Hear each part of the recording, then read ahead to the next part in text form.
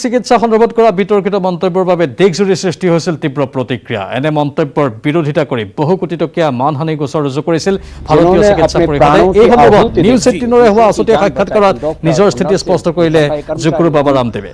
Oxygen भेजने वाले उन गाड़ियों के ड्राइवर्स, उन सारे हेल्थ वर्कर्स के प्रति मैं नमन और कृतज्ञता पूर्वक प्रणाम निवेदन करता हूं।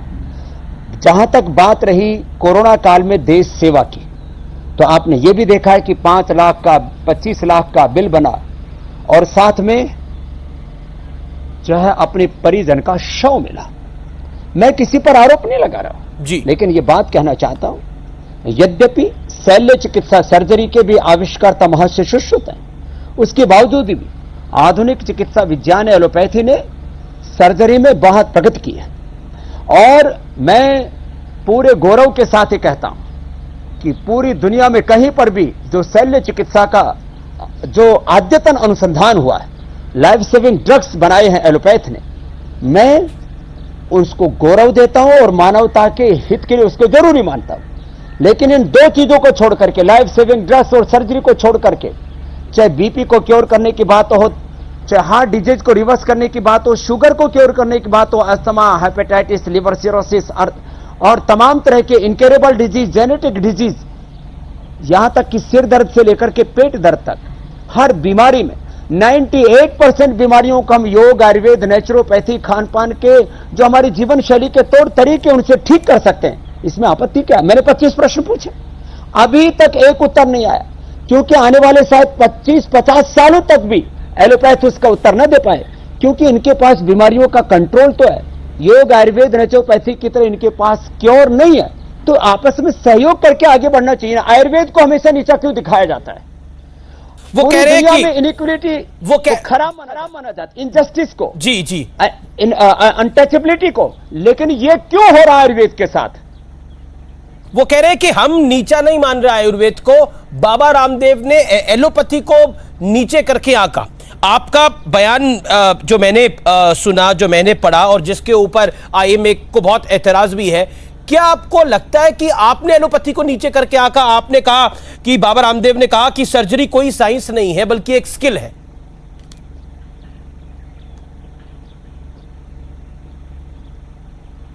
हाँ देखिए, ये तो स्किल है और जब स्किल है तो उसमें ऑटोमेटिक नॉलेज साइंस का तो इनपुट होता ही ना। तो क्या सर्जरी एलोपैथी का चिकित्सक ही कर सकता है? आयुर्वेद का चिकित्सक क्या मूर्ख होता है? वो सर्जरी नहीं कर सकता। तो नॉलेज के बिना तो कुछ भी नहीं होता है। नॉलेज और साइंस का इंपुट सब जगह होगा, लेकिन सर्जरी आयुर्वेद का भी चिकित्सक कर सकता है। भारत सरकार ने कानून भी बना दिया, हम पतंजलि में भी सर्जरी करते हैं। लेकिन स्टूपिड साइंस है एलोपैथी। फिशर के लिए, फिस्टूला के लिए जो आप दुनिया के बड़े-बड़े देश के बड़े-बड़े हॉस्पिटलों से लौट के आते हैं, उनको हम ठीक करते हैं। जी बाबा जी, क्योंकि आप कह रहे हैं कि आयुर्वेद भी एक साइंस है, लेकिन अगर हम बात करें एलोपैथ की, तो आप कहते हैं इसको स्टूपिड साइंस है। ऐसा क्यों कहा आपने? ये सवाल जरूर आएगा, डॉक्टर्स के मन में भी ये सवाल होगा। मैंने वापस कहता हूं आमिश भाई, मैंने वो एक मैसेज पढ़ा था, ये मेरा बयान नहीं था, फिर भी मैंने उसके ऊपर खेद व्यक्त कर दिया, बयान वापस ले लिया, माफी भी मांग ली। क्या माफी मांगने को क्या कहते हैं? क्या फिर फांसी पर लटका देंगे? अरे वो हर बात में हमें नीचा दिखाते हैं। उन्होंने कहा कि हमने सारा देश स्वस्थ कर दिया। मैंने कहा भाई, यदि कोरोना में आपने 10% रोगी ठीक किए, तो 90% रोगी योगासन करके, प्राणायाम करके, कोरोनिल खा के, गिलोय तुलसी का काढ़ा पी करके ठीक हुए। और मैं एक प्रति प्रश्न करता हूं आमिश भाई, देखो आप प्रश्न करेंगे, मैं भी कुछ प्रश्न करूंगा। जी जी, ये जो एलोपैथी में कोरोना मैनेजमेंट के नाम पर बुखार उतारने के लिए दवाई दी जा रही है, जबकि रिसर्च हुआ है कि जब भी कोई बैक्टीरिया, कोई वायरस, कोई अंदर फंगस, कोई इन्फ्लेमेशन, बैक्टीरिया उस वायरस को, उस फंगस को, इस इंफेक्शन को कम करने के लिए शरीर अपने आप अपना तापमान बढ़ाता है। जो कोरोना मैनेजमेंट के नाम पर हम लोगों का बुखार उतारने के नाम पर पैरासीटामोल, क्रोसिन आदि दे रहे हैं, लोगों के हम एंटीबायोटिक्स दे रहे हैं, स्टीरॉइड दे रहे हैं, ओवरडोजेज उनकी दे रहे हैं, फिर जो है और तमाम तरह के रेमडेसिविर जो एबोला की दवाई है वो दे रहे हैं। क्या कोई क्लिनिकल कंट्रोल ट्रायल हुआ था कि ये कोरोना में दी जा सकती हैं? यदि नहीं हुआ तो क्यों दी जा रही है? और जिसके ऊपर क्लिनिकल कंट्रोल ट्रायल हुआ, डबल ब्लाइंड पूरा का पूरा जो एक research and evidence based medicine के ऊपर होना चाहिए, वो सारा जब हमने कोरोनिल के ऊपर करके दे दिया, तब इसके ऊपर आपत्ति क्यों कहते? इसको नकली दवा क्यों बोलते हैं? मैंने आप गूगल करके देख लीजिए। नहीं, पर बाबा तो ये बयान पर खेद भी व्यक्त कर बाबा दिया, ये बात तो सही है कि कोरोनिल कोरोना को मात नहीं दे सकती। इसको ये कहते हैं ये सूडो साइंस। बाबा कोरोनिल को लेकर जो विवाद खड़ा हुआ, कोरोनिल ना कोरोना को मात देती, यही मैं बताना चाहता हूं। लेकिन वो इम्यूनिटी बूस्टर दवा है जो आयुष मंत्रालय ने उसको अप्रूव करा।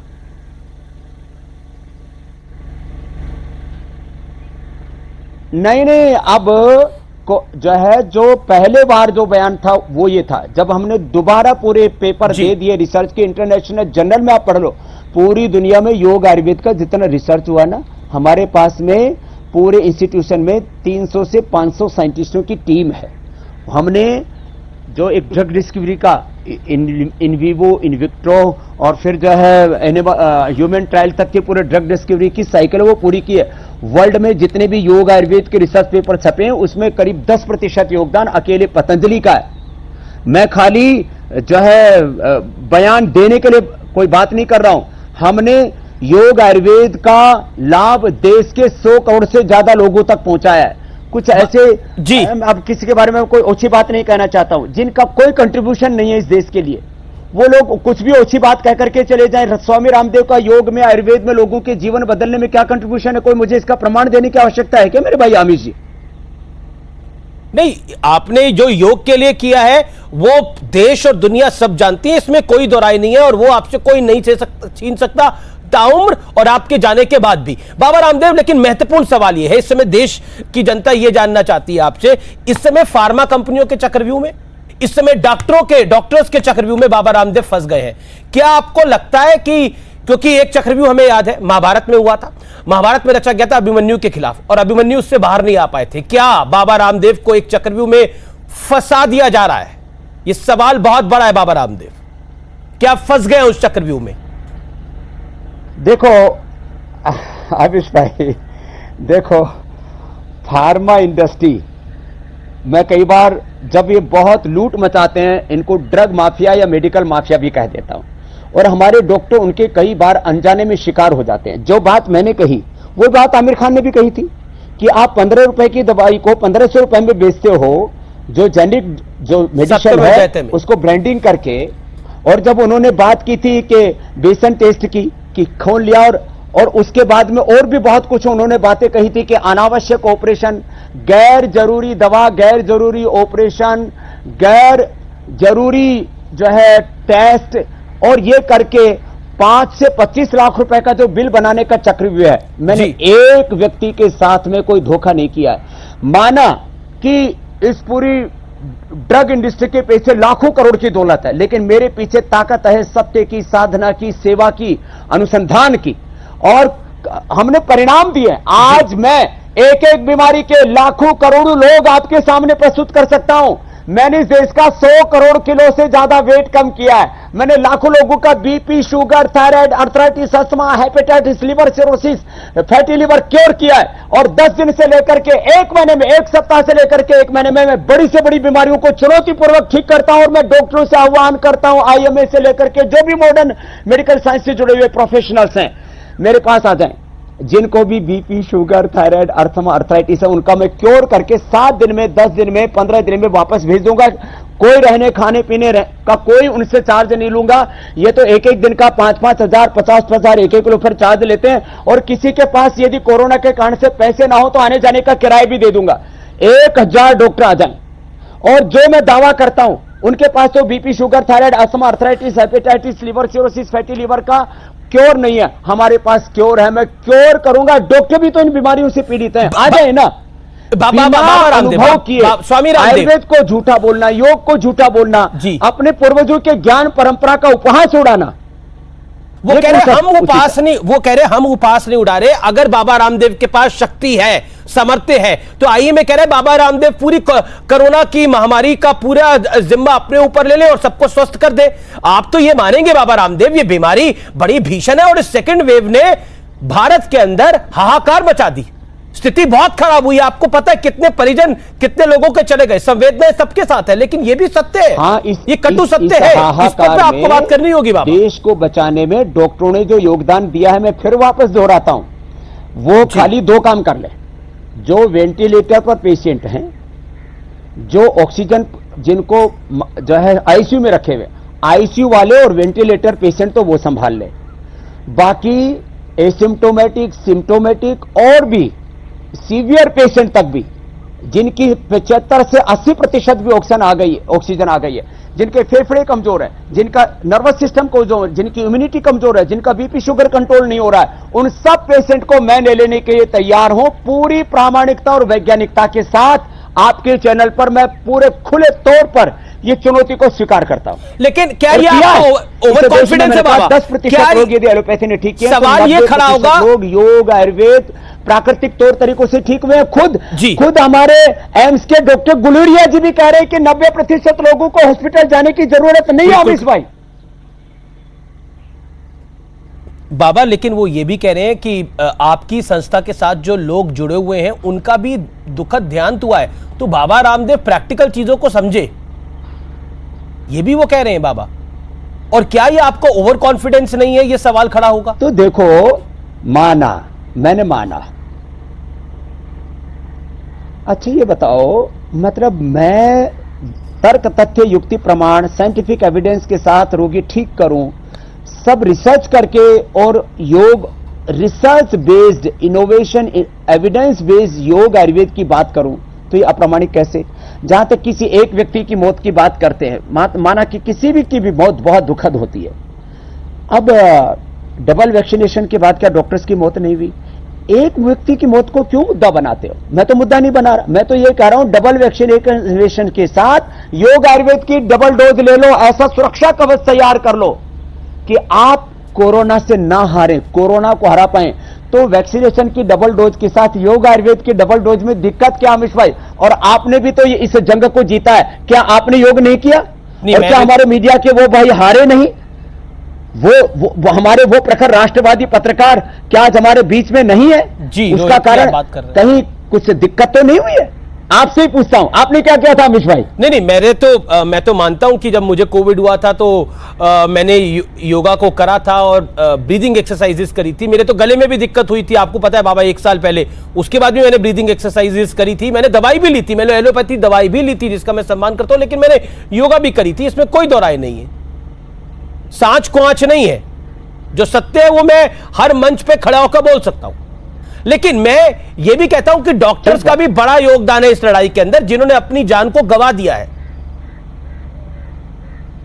लेकिन मैं मान रहा हूं, के उस बयान से सम्मान देता हूं जी, और मैं ये कहता हूं कि ये मिलकर के लड़ाई लड़ो। हमारे तो ऋग्वेद का संदेश है संगच्छध्वम संवदध्वम, लेकिन और ये आईएमए पूरे मेडिकल साइंस का रिप्रेजेंटेशन नहीं करता है। ये तो अंग्रेजों के समय का बनाया हुआ एक एनजीओ है, ये कोई बहुत बड़ी लीगल ऑर्गेनाइजेशन नहीं है। ये तो साबुन, टूथपेस्ट, आप आईएमए का जाकर के पूरा इतिहास खंगा लो। ये क्या, ये पेंट को, बल्ब को, ये साबुन को, टूथपेस्ट को ये प्रमाणित करने वाली संस्था कहां से आ गई भैया? और इनके पास कौन सी रिसर्च लेबोरेटरी है? इनके पास क्या साइंटिफिक सेटअप है? किसी भी चीज का साइंटिफिक, ये जो एक्रेडिटेशन की बात करते हैं, वैलिडेशन की बात करते हैं, ये होते कौन है साइंटिफिक एक्रेडिटेशन और वैलिडेशन वाले?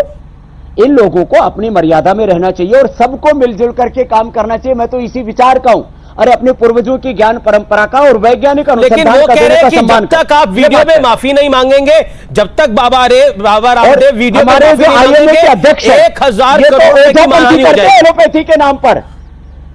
वो कह रहे जब तक आप वीडियो पे माफी नहीं मांगेंगे 1000 करोड़ की मानहानि रहेगी जारी। बाबा रामदेव वो वीडियो माफी की बात करते हैं। वो जो मैं उस फिर वापस किसी का भी अनादर नहीं करना चाहता हूं, जी। जो मेरे से माफी की मांग कर रहे हैं, जो माफी की मांग कर रहे हैं मेरे से, उन जिसकी इज्जत होगी उसकी कोई बेइज्जती करेगा ना। स्वामी रामदेव की इज्जत, स्वामी रामदेव की प्रतिष्ठा, स्वामी रामदेव का योगदान क्या है, ये मुझे कहने की आवश्यकता नहीं है। मैंने इनकी क्या हानि कर दी भैया? मान हानि का मुकदमा तो मुझे करना चाहिए। और जहां तक आप बात कर रहे हो कंप्लेंट की, एफआईआर तो खैर हुई नहीं है कहीं, तो कंप्लेंट तो इनके खिलाफ भी सैकड़ों हो चुकी है। आपको पता होना चाहिए कि किस तरह से इनके सो कॉल्ड जो डॉक्टर हैं उनको बात करने तक की भी सभ्यता नहीं है, बेचारे आपा खो बैठते हैं। इसलिए मुझे उनको सो के अंदर भी बोलना पड़ा। एक संवाद आपका देखा, आपका एक संवाद देखा उन डॉक्टर साहब के साथ, जाएगा मजाक में मैंने देखा आपका एक संवाद, और वो जिस तरह की भाषा का इस्तेमाल कर रहे थे उस पर आप क्या कहना चाहते हैं? मिस्टर लेले को आप क्या कहना चाहते हैं? बड़े सम्मानित डॉक्टर है वो आईएमए के, लेकिन उन्होंने जिस भाषा का इस्तेमाल किया आपके साथ एक कार्यक्रम में, क्या कहना चाहते हैं?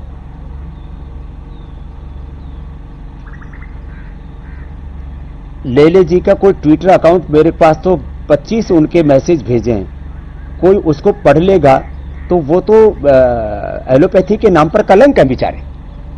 दूसरी बात, इनके जो अध्यक्ष हैं वो कहते हैं कि ये अनुकूल समय है एक मजहब विशेष का संदेश घर घर तक पहुंचाने का, कि जो झाड़ फूक करके ऐसे पानी के छींटा मार करके जो एक ढोंग आडप पर पाखंड अंधविश्वास करते हैं, तो एलोपैथी को ओझापैथी बनाने में क्यों तुले हुए हैं? और मैं वापस कह रहा हूं, इस देश के वो डॉक्टर जो सच में, चाहे वो हमारे एम्स के अंदर हैं, चाहे वो और हमारे दूसरे ऐसे बड़े बड़े सरकारी गैर सरकारी हॉस्पिटल हैं, जो प्रामाणिक डॉक्टर हैं, जो शालीन हैं, जो अपने पूर्वजों की ज्ञान परंपरा का सम्मान करते हैं, जो खुद भी योग करते हैं, मैं ऐसे करीब 90% अच्छे डॉक्टरों का सम्मान करता हूं।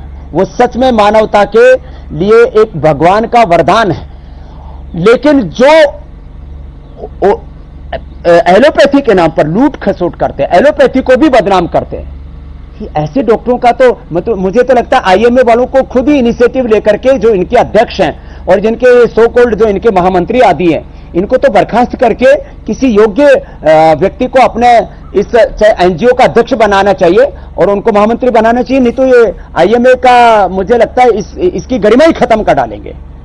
मैं आचार्य बालकृष्ण का एक ट्वीट को पढ़ता हूं। उन्होंने बोला, पूरे देश में क्रिश्चियनिटी में कन्वर्ट करने के षड्यंत्र के तहत बाबा रामदेव जी को टारगेट करके योग और आयुर्वेद को बदनाम किया जा रहा है। देशवासियों, अब तो गहरी नींद से जागो, नहीं तो आने वाली पीढ़ियां तुम्हें माफ नहीं करेंगी।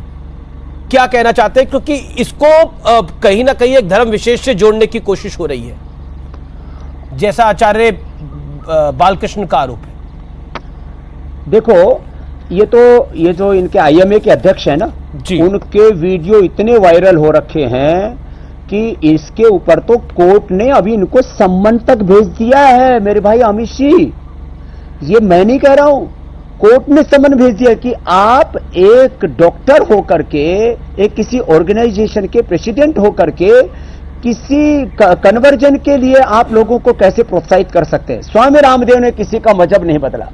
हाँ, मैंने जीवन बदला लोगों का, मैंने लोगों को स्वास्थ्य दिया, उनको सुख दिया, समृद्धि दी, शांति दी, रोजगार दिया, मैंने उनके जीवन में एक डिवाइन ट्रांसफॉर्मेशन दिया, मैंने करोड़ों लोगों की दवाइयां छुड़ाई, उनको 99% लोगों को मैं कहता हूं मैं ऑपरेशन से, दवाओं से मुक्त करता हूं, साथ में बीड़ी सिगरेट शराब नशा से भी मुक्त करता हूं।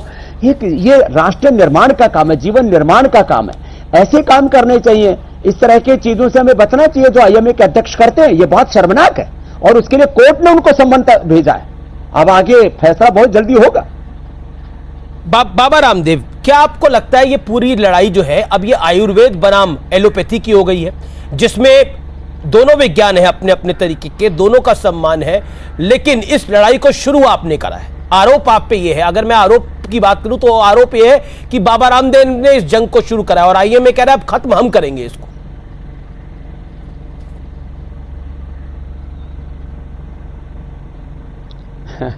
मैं तो अभी भी विनम्रता पूर्वक कह रहा हूं, साधु सन्यासी के मन में कोई दुराग्रह तो कतई नहीं होता, सत्याग्रह जरूर होता है। तो मैं इतना ही कहूंगा, जो एलोपैथी का सेक्टर है, उनका जो क्षेत्र है, कि जो सर्जरी है और जो लाइफ सेविंग ड्रग वाले जो काम हैं वो उनको करने चाहिए।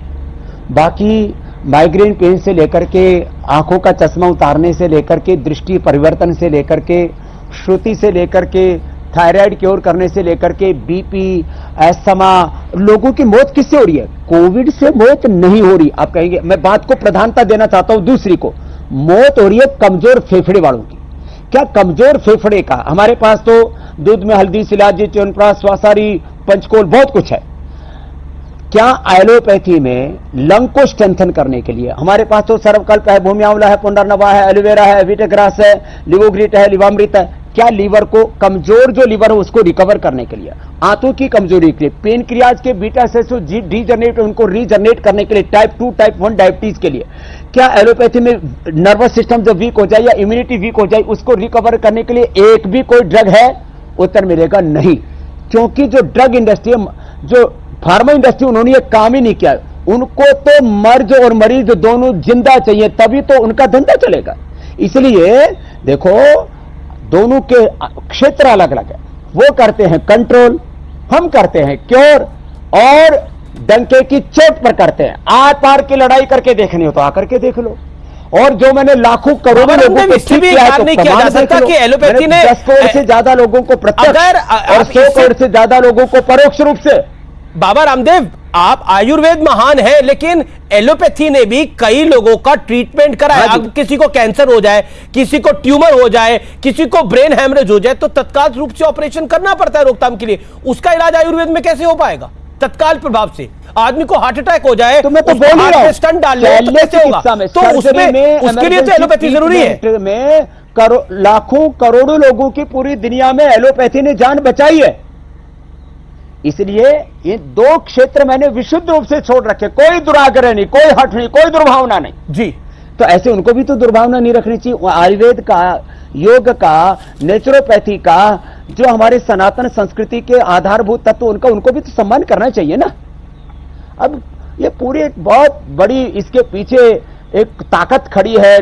मैंने कहा ना, एक पूरी फार्मा इंडस्ट्री है, ड्रग माफिया पूरी दुनिया के अंदर। भाई चलिए, आईएमए का षड्यंत्र हो सकता है। पसंद है कि नीम गिरे, तुलसी से लोग स्वस्थ हो जाए, फूंक मार करके भस्त्रिका, कपालभाति, अनुलोम विलोम करके लोग ठीक हो जाए। बाबा, आईएमए का षड्यंत्र हो सकता है, आईएमए की दुर्भावना हो सकती है। आपके मन में वो नहीं था, लेकिन आपने बोल दिया। लेकिन डॉक्टर हर्षवर्धन ने जो आपको चिट्ठी लिखी, उस चिट्ठी में भी उन्होंने काफी चीजों को क्लैरिटी के साथ लिखा, जिसमें उन्होंने क्लियरली बोला कि कुल मिलाकर आधुनिक चिकित्सा पद्धति एलोपैथी के डॉक्टर वो रह चुके हैं और स्वास्थ्य मंत्रालय के प्रमुख हैं। उन्होंने कहा कि जो डॉक्टर हर्षवर्धन ने बोला, उन्होंने भी आपको आपके बयान पर खेद जताने के लिए कहा। आप इसको कैसे लेते हैं? Doctor Harshvardhan, health minister of India. तो मैंने खेद जता दिया। देखो, डॉक्टर हर्षवर्धन जी के ऊपर भी अनावश्यक दबाव भी डालते रहते बीच बीच में। ये तो माने इन्हीं आईएमए के डॉक्टर्स ने कोरोना को कुंभ से जोड़ करके कहा कि Kumbh is the biggest spreader of corona.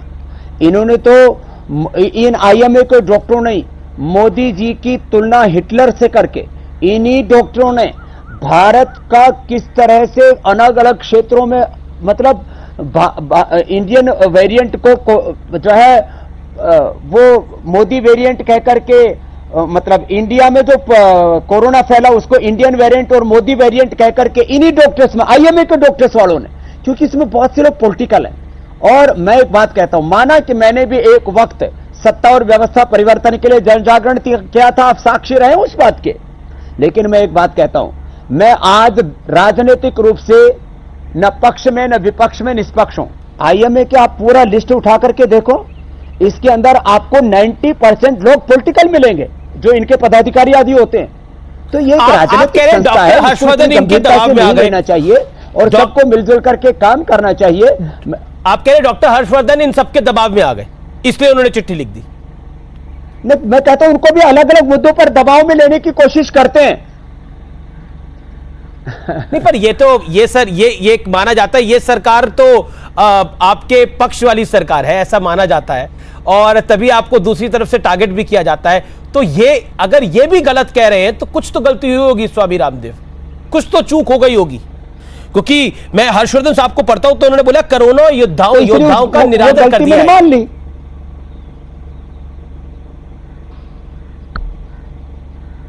नहीं, देखो दरअसल क्या है, वो पूरी बात एक लाइन मेरा बयान निकाल दिया ना, उससे दिक्कत होगी। और मैंने कोई ऑफिशियल बयान नहीं दिया था, कार्यकर्ताओं के बीच में ऐसे बैठ करके बोल रहा था, किसी ने उसको फेसबुक लाइव कर दिया। तो ऐसे कोई मेरा ऑफिशियल बयान था नहीं, मेरी मंशा थी नहीं। आज मैं पुनः कह रहा हूं, अभी भी मेरे मन में कोई निरादर नहीं, और मैं वापस कह रहा हूं, देखो दुनिया में सबसे बड़ा मुद्दा है स्वास्थ्य का। स्वास्थ्य है तो संसार है, जान है तो जहान है, बाकी तो सब शमशान है। इसलिए जान को बचाने के लिए हमको योग को, आयुर्वेद को, नेचुरोपैथी को, जो हमारे सात्विक आध्यात्मिक अहिंसक जीवन पद्धति उसको अडॉप्ट करना चाहिए। जहां जरूरत है हम एलोपैथी से भी मदद लेनी चाहिए। घृणा तो हम अपने शत्रु से भी नहीं करते, एलोपैथी से घृणा करने का तो कोई प्रश्न ही नहीं है। लेकिन प्रश्न यह है कि योग, आयुर्वेद और नेचुरोपैथी से, वैदिक संस्कृति से कुछ लोग घृणा क्यों करते हैं? आप अभी गूगल कीजिए और आईएमए और आयुर्वेद निकाल के दीजिए, वो हमको सूडो साइंस क्यों कहते हैं? वो अपने पूर्वजों की ज्ञान परंपरा का अपमान क्यों करते हैं? जब हमारे पूर्वजों ने, महर्षि चरक, धर्मंत्री, गौतम कराद, जमिनी, पाणिनि, पतंजलि ने, हमारे पूर्वजों ने जो हमें ज्ञान की विरासत दी, भगवान बुद्ध, भगवान महावीर, गुरु नानक देव ने, जो हमारे 4 वेदों ने, 11 उपनिषदों ने, सांख्य, योग, न्याय, वैशेषिक, वेदांत, मीमांसा, दर्शन ने, आखिर उस ज्ञान परंपरा का आप तो कम से कम अनादर मत कीजिए। चाइना अपने ज्ञान परंपरा का अनादर नहीं करता, और मैं तो सभी पूर्वजों को समान रूप से सम्मान देता हूं। मैं तो कन्फ्यूशियस को भी और चाणक्य को भी, मैं तो आइंस्टीन और न्यूटन को भी। अब जैसे ये हमारे जो पदार्थ विज्ञान को मानने वाले, जो ऊर्जा के सिद्धांत को मानते ही नहीं, केवल जब शरीर को एक यंत्र मान करके, एक इंस्ट्रूमेंट मान करके, एक मशीन की तरह इसके ऊपर काम करना चाहते हैं, ये है इनकी बाबा रामदेव। क्योंकि आप आज जन अदालत में क्या होना चाहिए, मैं न्यूटन के साथ आइंस्टीन को भी मानता हूं, बाबा मैं डार्विन के साथ में लेमार्क को भी मानता हूं। बाबा, क्योंकि अब जन अदालत में लाइव है, इस समय बहुत से लोग सोशल मीडिया पे आपसे सवाल पूछ रहे हैं। एक आप पे आरोप ये लग रहा है, आईएमए भी लगा रहा है और कई एलोपैथी के बड़े बड़े प्रोधा आरोप लगा रहे हैं कि बाबा रामदेव अपनी दवाइयों को बेचने के लिए, अपना बिजनेस बढ़ाने के लिए ये सारा खेल खेल रहे हैं। सुबह सुबह वो योग शिविर लगाते हैं और उसमें एलोपैथिक डॉक्टरों को गालियां निकालते हैं, उनको बुरा भला बोलते हैं, अपनी दवाई बेचने के लिए, कोरोनिल बेचने के लिए, अपनी बाकी दवाइयां बेचने के लिए, पतंजलि का टर्नओवर बढ़ाने के लिए। है ही नहीं ना। देखो, यह आरोप है आप पे। देखो हमारे पास तो जितना सेटअप है, हम तो जितनी अभी डिमांड है उसी की पूर्ति नहीं कर पा रहे। हमारे पास में आप पिछले जो है 6 महीने का रिकॉर्ड, 1 साल का रिकॉर्ड निकाल लीजिए। हमारे पास में 5-6 करोड़ गोली डेली बनाने की कैपेसिटी हम अपनी फुलफिल नहीं कर पा रहे हैं। अमीश भाई, हमारा कोई किसी को कोसना, किसी को दोष देना, किसी को नीचा दिखाना कैसे मकसद हो सकता है? हमने तो मित्रस्य चक्षुषा सर्वाणि भूतानि समीक्षन्ताम एकत्वम अनुपश्यत, हमने तो सहनाओ तो सहनौ भुनक्तु के गीत गाए। हम तो एकत्व सा अस्तित्व, विश्व बंधुत्व और सामंजस्य के, वननेस को एग्जिस्टेंस, हार्मनी के उपासक है। अब इतना हमारे आए, कोई एक एलोपैथी का एक भी आप बड़ा हॉस्पिटल बता दीजिए जहां पर आयुर्वेद के ट्रीटमेंट की, जो कि रिसर्च एंड एविडेंस बेस्ड भी मेडिसिन है, वहां पे उसकी उपचार की व्यवस्था हो। मैं कह रहा हूं पतंजलि में मैं जो भी एलोपैथी के जो आवश्यक ट्रीटमेंट है उसकी अनुमति देता हूं कि भाई इमरजेंसी के तौर पर, शल्य चिकित्सा के तौर पर अपना लो। एक बात और कहता हूं अमीश भाई, जो एक आदर्श एक एमबीबीएस और एमडी डॉक्टर कैसा होना चाहिए, वो डॉक्टर भी मेरे पास है यहां पर, एमबीबीएस एमडी डॉक्टर भी हैं। और भविष्य में पतंजलि वो एमबीबीएस और एमडी डॉक्टर बनाने का वो एक मेडिकल का कॉलेज खोलेगा जहां आदर्श रूप में हम एमबीबीएस एमडी डॉक्टर भी तैयार करेंगे। लेकिन बाबा, योग, आयुर्वेद, नेचुरोपैथी और अपनी सनातन ज्ञान परंपरा का भी सम्मान करेंगे और नूतन अनुसंधान भी करेंगे। बाबा, इसमें तो कोई दराई नहीं है कि आपका कारोबार है, कारोबार इन द सेंस पतंजलि एक बहुत बड़ी एफएमसीजी कंपनी है अब देश की, इसमें कोई दराई नहीं है। अभी आपने एक साल पहले ही रुचि सोया का भी अधिग्रहण किया है, तो इस बात से तो इंकार नहीं किया जा सकता कि आपका बिजनेस इंटरेस्ट है।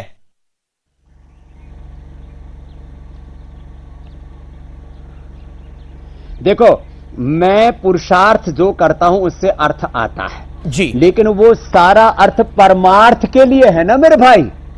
ये बात अलग होगी ना। स्वामी रामदेव ने अपने लिए 1 कौड़ी भी इस्तेमाल की हो तो जो दंड मिले वो मैं स्वीकार करता हूं।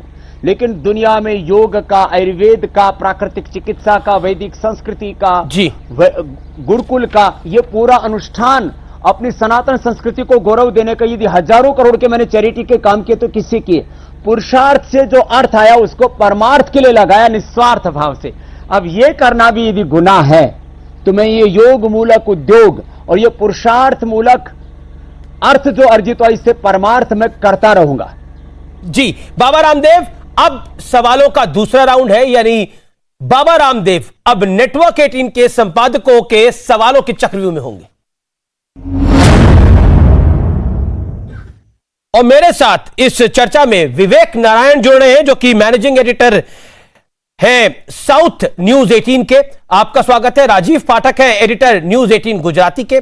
आशुतोष पाटिल है एडिटर है लोकमत के, न्यूज 18 लोकमत के। मेरे साथ इस चर्चा में ब्रजमोहन सिंह है, जो कि एडिटर इनपुट है न्यूज 18 बिहार झारखंड के। तमाम लोगों का अभिनंदन है। लेकिन पहला सवाल मेरे पास जो है वो managing editor news 18 CNN news 18 के जाका जैकब का है। उन्होंने सवाल पूछा है बाबा रामदेव आपसे।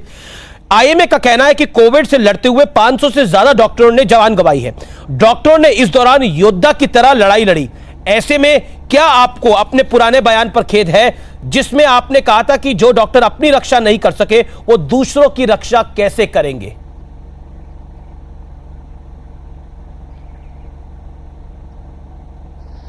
मैंने कहा कि खेद है, मैंने बयान वापस भी ले लिया और मैंने कहा कि मैं जिन डॉक्टरों ने अपने प्राणों की आहुति देकर के दूसरों की जान बचाई, मैं उनका अभिनंदन करता हूं। और अभी भी जो डॉक्टरों से लेकर के जो भी मेडिकल स्टाफ है, नर्सेज हैं, ड्राइवर्स हैं, सफाई कर्मचारी, मैं सबका सम्मान करता हूं।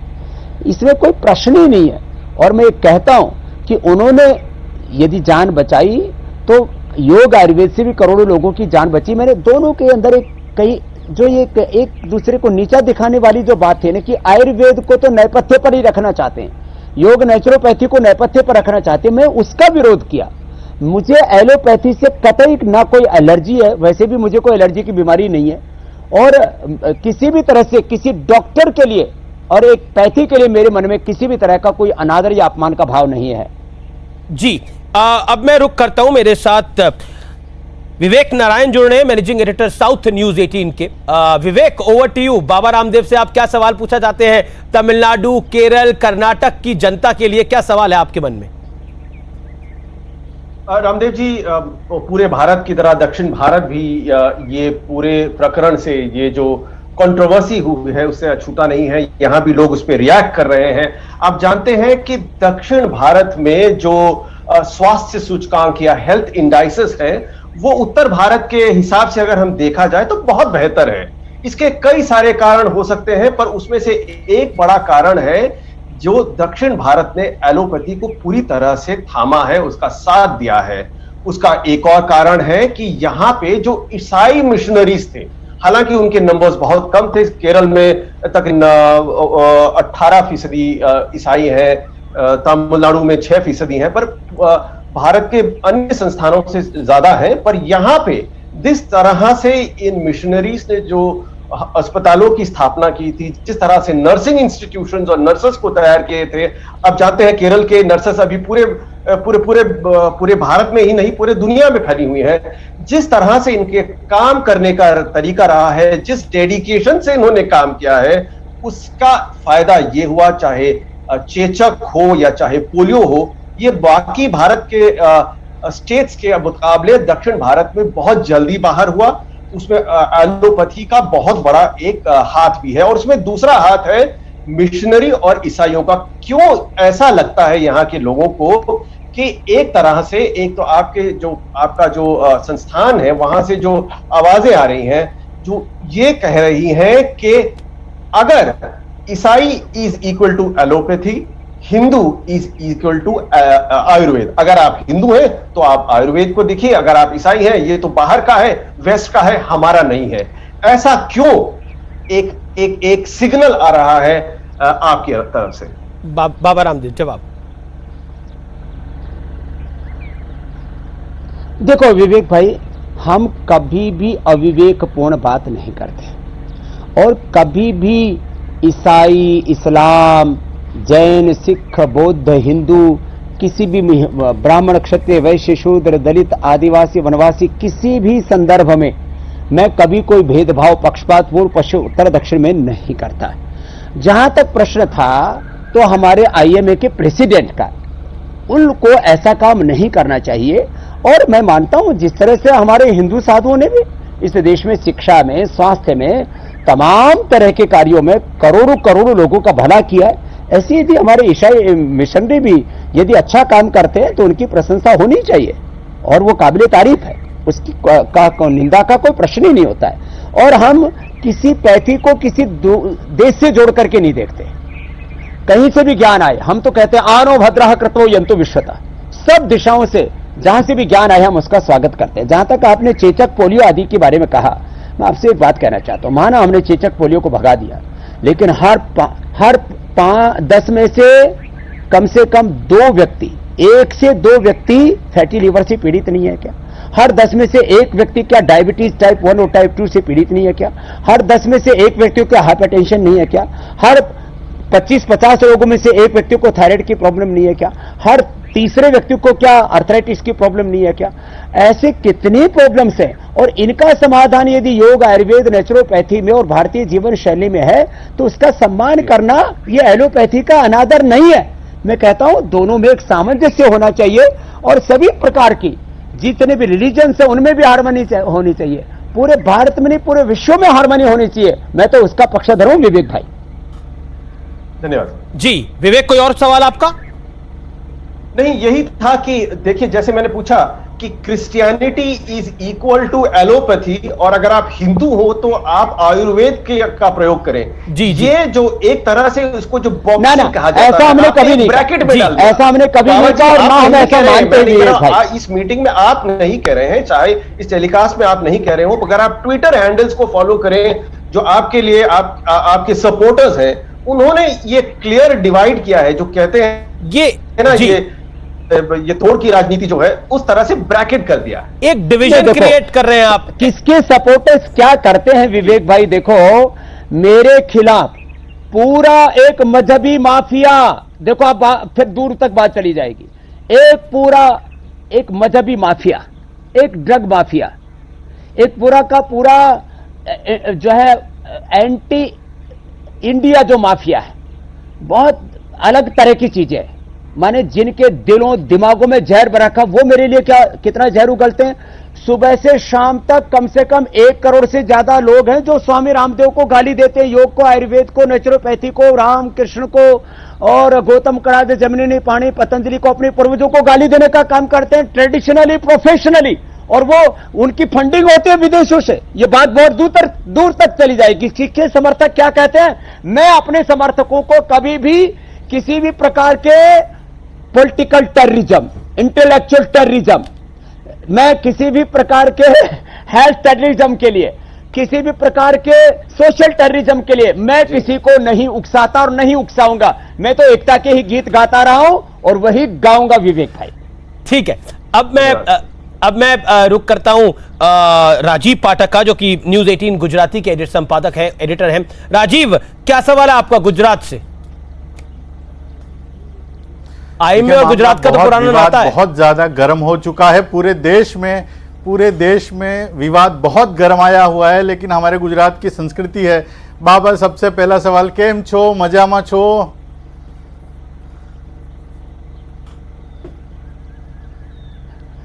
બધું સારું છે, તમે કેમ છો? બધું ગુજરાતમાં હવે પરિસ્થિતિ થાળે પડી છે, પણ एक सवाल जो हम आपसे जानना चाहते हैं कि जो कोरोना है उसके केसेस काफ़ी हद तक कम हो चुके हैं गुजरात में, लेकिन म्यूकोरमाइसिस जो है वो बहुत ज़्यादा पनप रहा है गुजरात में। उसकी दहशत शायद देश के और हिस्सों से सबसे ज़्यादा है। क्या योग में उसके लिए कोई ऐसा योग है जिससे कि उसकी संभावना कम की जा सके, क्योंकि उसका इलाज भी कोरोना के मुकाबले बहुत महंगा है?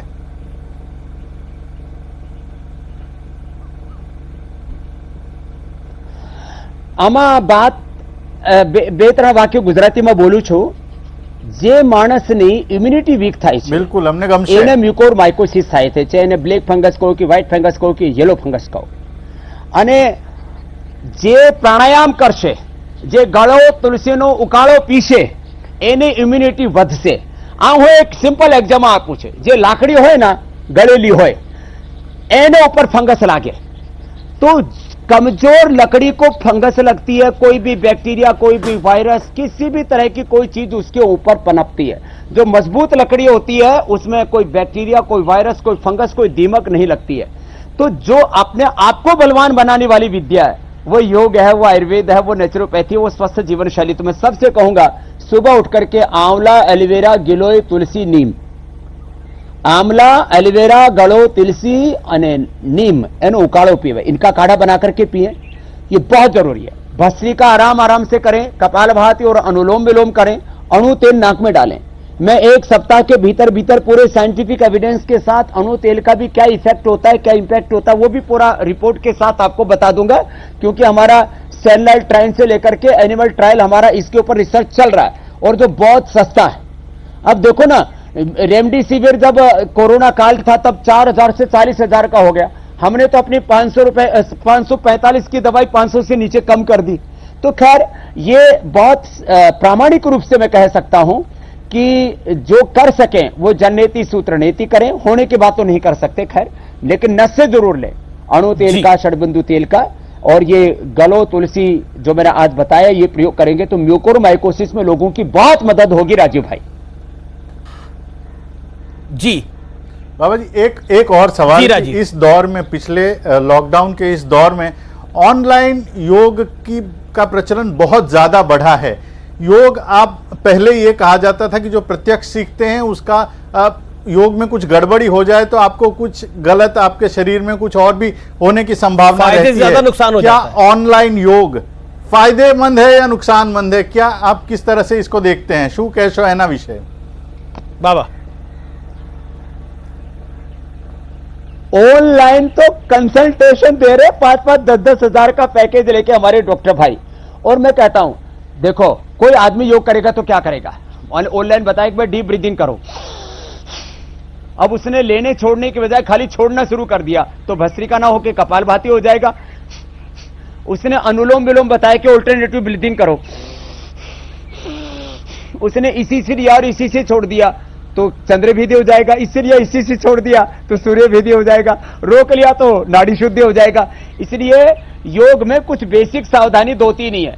शीर्षासन, सर्वांगासन नहीं करना चाहिए यदि हार्ट की प्रॉब्लम और जो है हृदय उच्च रक्तचाप है। तो कमर दर्द है, आगे नहीं झुकना, हर्निया पीछे नहीं झुकना, बाकी आराम आराम से बिंदास होकर के योग करें, कोई डरने की जरूरत नहीं। ये अलग अलग तरह का डर, चाहे योग के नाम पर, चाहे पैथियों के नाम पर, चाहे बीमारियों के नाम पर, जितने लोग पूरी दुनिया में बीमारियों से मरते हैं उससे ज्यादा लोग बीमारियों के डर से, खौफ से मरते हैं। और गलत, देखो योग गलत करके कोई मरा मैंने कोई सुना नहीं जी, लेकिन जितने लोग दवा खाकर के मरते हैं उससे ज्यादा लोग गलत प्रिस्क्रिप्शन से मरते हैं। ये डेथ बाय प्रिस्क्रिप्शन एलोपैथी के डॉक्टरों के द्वारा लिखी हुई किताब है और WHO भी मानता है। अब बताओ, तो ये गलत प्रिस्क्रिप्शन नहीं होना चाहिए। योग में भी थोड़ी सावधानी रखनी चाहिए। बाबा, आप भी कोई मौका नहीं छोड़ते एलोपैथी को बताने के लिए कि उसमें दम नहीं है ज्यादा, आप भी कोई मौका नहीं छोड़ते? अभी भी आपने योग में भी एक किताब दिखा दी। चलिए, मैं अब ये तो एलोपैथी के डॉक्टरों ने बताया अमित भाई, उनकी बात बता रहा हूं। मैं वही तो कह रहा हूं, मौका नहीं छोड़ते आप। आपने किताब का जिक्र किया तो मैंने बोला आप भी कोई मौका नहीं छोड़ते। आशुतोष पाटिल का मैं रुख करता हूं, हमारे साथ जुड़े हुए हैं न्यूज 18 लोकमत, हमारा जो मराठी चैनल है, बहुत जाना माना चैनल है, उसके संपादक। सवाल पूछिए आशु भाई। आशुतोष जी जी जी अमित जी। बाबा नमस्ते, जय महाराष्ट्र।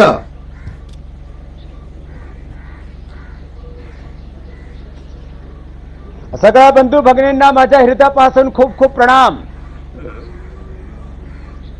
जी जी बाबा, तुम्ही नेहमी, मी मराठीमध्ये प्रश्न विचारतो, तुम्ही भारतीय संस्कृतीचं उदाहरण देता, आप भारतीय संस्कृति का उदाहरण देते हैं।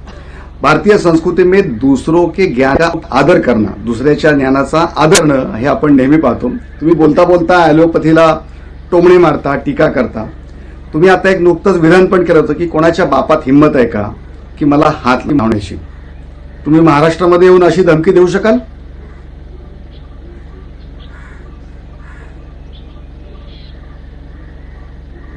तो देखो, मैं पहले तो शुरू से ही बोल रहा हूं आशुतोष भाई, मैं सबका और सब ज्ञान परंपराओं का, सब महापुरुषों का आदर करता हूं। दूसरी बात, कोई बात बात में मुझे धमकाए तो देखो भाई, हम किसी का अपमान नहीं करते, लेकिन कोई हमारा अपमान करे, मैंने कहा भाई जब मैंने कोई अपराध नहीं करा, मैंने 2 बात कही थी उसके साथ। देखो, मैं भगवान के विधान और देश के संविधान का सम्मान करता हूं और मैं किसी का स्वप्न में भी अहित चिंतन नहीं करता आशुतोष भाई।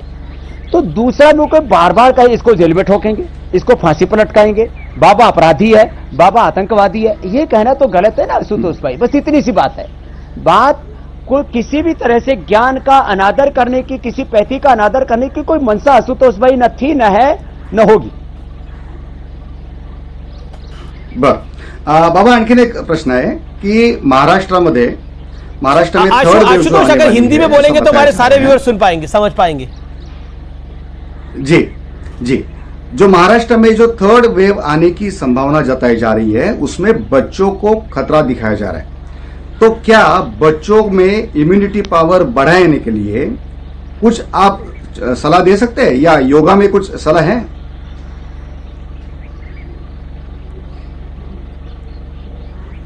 बहुत जबरदस्त है मेरे भाई। भस्त्रिका, कपालभाति, अनुलोम विलोम के साथ साथ बच्चों को सूर्य नमस्कार 10 बार रोज करना चाहिए और उनको शीर्षासन, सर्वांगासन, हलासन, चक्रासन, पश्चिमोत्तानासन। मैं एक दिन आर पार में आमिष भाई के साथ पूरा योग का सत्र ले लूंगा, क्योंकि अभी तो हम जो है विवादों में से बाहर निकलने के लिए संवाद कर रहे हैं, लेकिन योग से निश्चित रूप से बच्चों की इम्यूनिटी बढ़ेगी।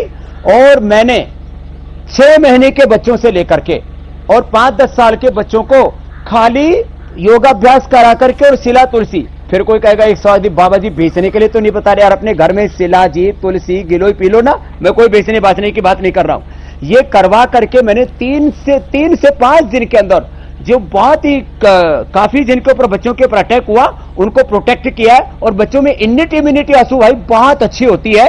योग करने से यो इम्यूनिटी और इतनी स्ट्रांग हो जाती है कि किसी भी प्रकार से बच्चों के ऊपर कोरोना किसी प्रकार से कोई दुष्प्रभाव नहीं। कि बाबा रामदेव को लगता है कि वो कानून से ऊपर है, इस तरह से आपके विरोधियों ने इसको दिखाया। मैंने पूरा स्टेटमेंट दिया ना अमीश भाई, वो यही दिया, मैं देश के कानून का, भगवान के विधान का, देश के संविधान का आदर करता हूं, इसलिए मेरा कोई कुछ नहीं बिगाड़ सकता। आप मेरे 4 वाक्य पूरे पढ़ो, उसी बयान में मैंने बोला हुआ है। मेरे को बुद्धि विस्मृति नहीं है। धी धृति स्मृति भ्रष्टा कर्म यत कुरुते अशुभम प्रज्ञापराधम तम विद्यात सर्वरोग सर्वदोष सर्व दुख प्रकोपणम। तो मैं अपने जो मैंने बोला मैंने पूरा कह दिया। और अभी भी वापस एक बात और दोहरा देता हूं, जी बाबा, सब लड़ाई झगड़ा छोड़ के जो एलोपैथी का श्रेष्ठ है वो ले लो, योग, आयुर्वेद, नेचुरोपैथी और सनातन संस्कृति का श्रेष्ठ है वो ले लो। आओ मिलजुल करके काम करो, संगच्छध्वम संवदध्वम। वापस कह रहा हूं मैं तो अमीश भाई। बाबा रामदेव, मेरा अगला सवाल आपकी बिजनेस को लेकर है, आपके कारोबार को लेकर है। एफएमसीजी में आपकी कंपनी बहुत बड़ी हो गई, रुचि सोया का आपने अधिग्रहण किया, क्या कहना चाहते हैं? काफी सारे लोग ये सवाल पूछ रहे हैं, क्या बाबा रामदेव को कारोबार बढ़ाने में अब मजा आने लगा है, यानी आनंद आने लगा है? देखो, मेरे को तो देश को परम वैभवशाली बनाने में आनंद आता है। मैं दरिद्र भारत का और दरिद्रता का उपासक नहीं हूं, मैं तो लक्ष्मी नारायण का उपासक हूं, या तो अभ्युदय निश्रेय सिद्धि स धर्म का उपासक हूं। मैं चाहता हूं भारत अमेरिका से, ब्रिटेन से, यूरोप से, सब चाइना से, जापान से सबसे शक्तिशाली राष्ट्र बने। मैंने तो एक बर्बाद हुई कंपनी, यदि उसको ना बचाते रुचि सोया को तो हजारों लोग बेरोजगार हो जाते, और या इस खाद्य तेल से लेकर के जो न्यूट्रिशन का बाजार है उस पर विदेशी कंपनियों का अधिकार हो जाता। तो मैंने राष्ट्र हित में काम किया। ईस्ट इंडिया कंपनी से लेकर के और वर्तमान में जितनी भी कंपनियां हैं, ये करीब 1000 लाख करोड़ रुपए देश से लूट करके गई हैं। मैं आर्थिक और सांस्कृतिक लूट गुलामी से देश को बचाने का काम कर रहा हूं, और अभी भी इसके साथ ऑर्डर में स्वदेशी समृद्धि कार्ड 100 करोड़ रुपए तो मैं लोगों को दे रहा हूं अभी, और करीब 5 लाख लोगों को रोजगार दिया, आगे 5 लाख लोगों को रोजगार देंगे। इससे देश को आगे बढ़ाएंगे और विदेशी कंपनियों की आर्थिक लूट गुलामी से बचाएंगे। ये हमारे फुफ्फा लगे हैं, इनके साथ रिश्तेदारी हो रखी है हमारी कि इन्होंने क्या किया इस देश में, कौन सा चैरिटी का काम किया एमएनसीज ने। पतंजलि के पास अर्थ है तो सारा परमार्थ के लिए है, तो दिक्कत क्या है, खूब बढ़ेगा। रुचि सोया भी खूब बढ़ेगा। आज लोगों ने 4-5 गुना उसका शेयर मार्केट में रेट बढ़ा रखा है, तो बाबा रामदेव के कहने से बढ़ा रखा है। स्वामी रामदेव ने तो लोगों को समृद्धि दी है, स्वास्थ्य दिया है, सुख समृद्धि शांति दी है, स्वाभिमान दिया है। वैसे ही पतंजलि भी आगे बढ़ेगा और वोकल फॉर लोकल, और वो लोकल को बनाना है ग्लोबल। तो ये तो आत्मनिर्भरता का मूल सिद्धांत है। मैं तो नहीं कहता हूं कि तुम हॉस्पिटलों पर, डॉक्टरों पर, दवाइयों पर डिपेंडेंट हो जाओ। मैं तो कहता हूं स्वास्थ्य में भी आत्मनिर्भर बनो और आत्मनिर्भर भारत बनाओ।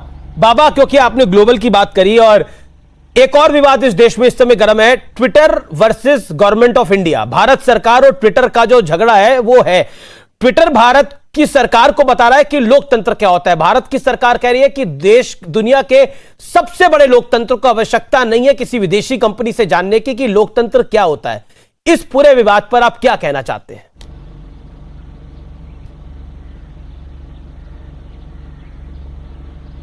दरअसल ये एक सिलिकॉन वैली वाले वो भी अपने आप को ना सर्वशक्तिमान समझने लगे। जैसे हमारे कुछ एलोपैथी वाले अपने आप को सर्वशक्तिमान समझने लग गए थे ना, ये सर्वशक्तिमान समझने का भ्रम किसी को नहीं पालना चाहिए।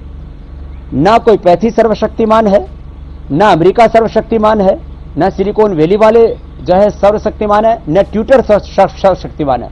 उसको भारत में रहना है तो भारत का कानून मानना पड़ेगा, नहीं तो अपना बोरिया बिस्तर बांध करके चले जाओ। तो भारत में रहेंगे और भारत का कानून नहीं मानेंगे, हमको लोकतंत्र सिखाएंगे, हमको जो है बोलने की आजादी और ये फंडामेंटल राइट्स हमको बताएंगे। भारत पूरी दुनिया का बहुत ही परिपक्व लोकतांत्रिक देश हो चुका।